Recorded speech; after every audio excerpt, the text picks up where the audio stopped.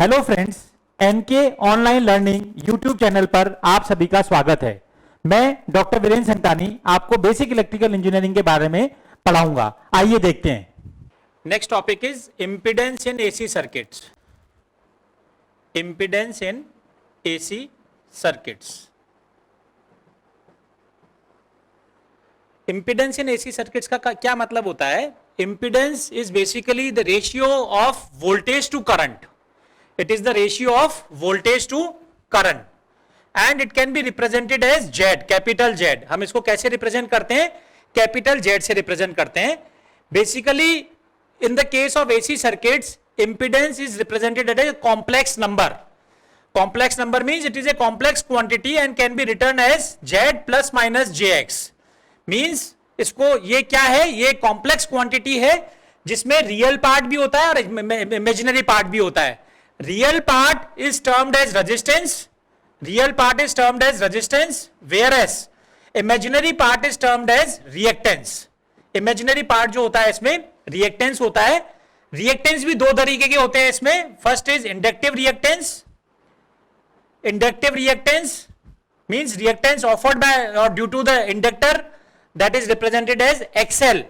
And अगर इसमें circuit में अगर कैपेसिटेंस है तो इसको हम बोलते हैं capacitive reactance. And capacitive reactance is given as XC. तो मैंने क्या बोला कि impedance is denoted as Z that is equal to R plus minus JX. When it is termed as R plus J then it is termed as R plus JXL. That means due to inductive reactance it is R plus JXL.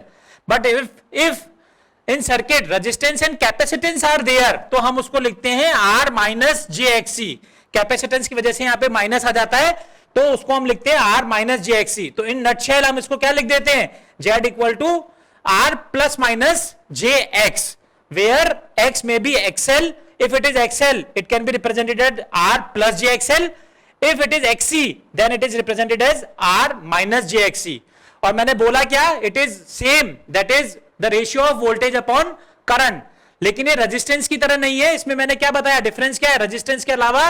क्योंकि circuit में inductor या capacitor है तो जो total voltage upon current ratio है that is termed as impedance. और इसको अगर मैं इंपीडेंस ट्राइंगल की बात करूं, इंपीडेंस ट्राइंगल की बात करूं तो इंपीडेंस ट्राइंगल क्या होता है? इंपीडेंस ट्राइंगल या इसी को हम बोलते हैं RX प्लेन. RX प्लेन पे जो है इसको हम कैसे रिप्रेजेंट करते हैं? देखिए, रेजिस्टेंस में क्या होता है? There is no phase difference between voltage and current in the case of resistance. यानी रेजिस्टेंस में वोल्टेज और करंट क्या होते हैं? दोनों सेम फेज में होते हैं. इंडक्टर में करंट 90 डिग्री से लैग करती है और कैपेसिटर में करंट 90 डिग्री से लीड करती है. कैसे करती है वो अपन और बहुत डिटेल में डिस्कस करेंगे कि कैसे प्योर इंडक्टर में करंट 90 डिग्री लैग करती है और कैसे प्योर कैपेसिटर में करंट 90 डिग्री से लीड करती है एज कंपेयर टू वोल्टेज. तो मैंने क्या बोला अभी कि अगर मुझे इसको इंपीडेंस को RX प्लेन पे रिप्रेजेंट करना है तो R को तो मैंने क्या किया? रियल एक्सिस पे रिप्रेजेंट किया because there is no phase difference between voltage and current when the load is resistive in nature और when the circuit elements contains only resistance. But अगर प्योर इंडक्टर है तो मैंने क्या बताया? करंट 90 डिग्री लैग करेगी with respect to voltage. और अगर प्योर कैपेसिटर है तो करंट लीड करेगी 90 डिग्री से विथ रेस्पेक्ट टू वोल्टेज. तो दोनों ही केस में क्या करेंगे? रिएक्टेंस जो है वो इससे क्या होगा? 90 डिग्री पे होता है. तो अगर मैं ऊपर बना रहा हूं इसका मतलब है ये XL है तो ये R बनाया, ये X बनाया और इन दोनों का sum this will be Z. This will be Z. तो हम Z को कैसे रिप्रेजेंट करेंगे? If this angle is phi तो Z magnitude is under root of R square plus X square and tan phi is equal to X by R. This will be the angle that is phi is equal to tan inverse X by R and magnitude is given by under root of R square plus X square. So again if we are recap the impedance मैंने क्या बताया? It is the ratio of voltage to current. ठीक, ये एक complex quantity है जिसमें real part इसका resistance है, इमेजिनरी पार्ट या तो इंडक्टेंस है या कैपेसिटेंस है. अगर इंडक्टेंस है तो रिएक्टेंस को इंडक्टिव रिएक्टेंस XL बोलते हैं. कैपेसिटेंस है तो कैपेसिटिव रिएक्टेंस XC बोलते हैं.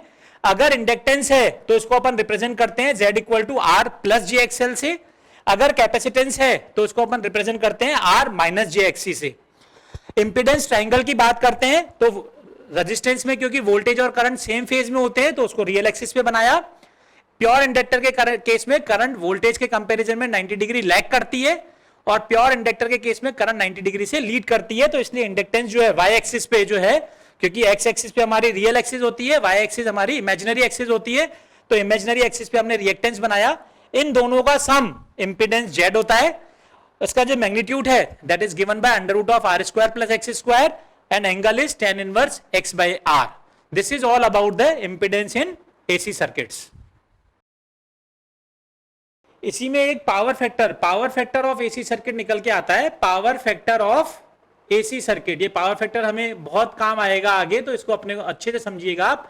Power factor of AC circuit का क्या मतलब होता है? This is cosine angle of voltage and current, cosine angle of voltage and current in the circuit.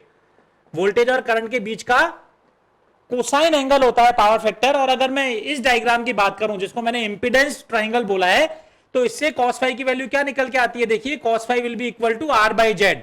cos phi will be, if it is phi तो cos phi will be r by Z.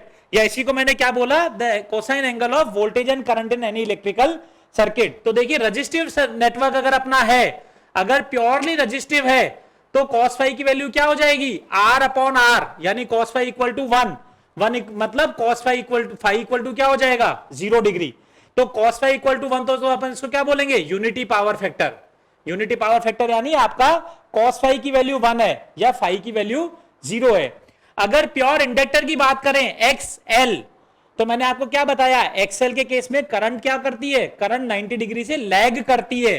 तो वहां पे क्या हो जाएगा? cos phi जो हो जाएगा वो क्या हो जाएगा? cos 90। और cos 90 क्या हो जाएगा? लैगिंग।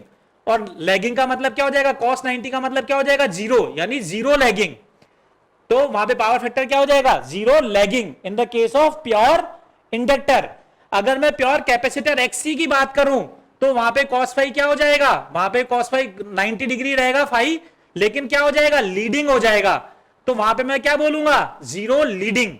0 लीडिंग क्यों? Because in the case of pure capacitor current 90 degree से लीड करती है, तो वहां पे मैं बोलूंगा power factor is 0 leading case. Inductor के केस में बोलूंगा 0 लैगिंग केस, और प्योर रेजिस्टेंस के केस में मैं पावर फैक्टर को बोलूंगा unity power factor. And it is basically the cosine angle of voltage and current, and from impedance triangle it is very clear cos phi is r by z. So this is all about the story of power factor of AC circuits.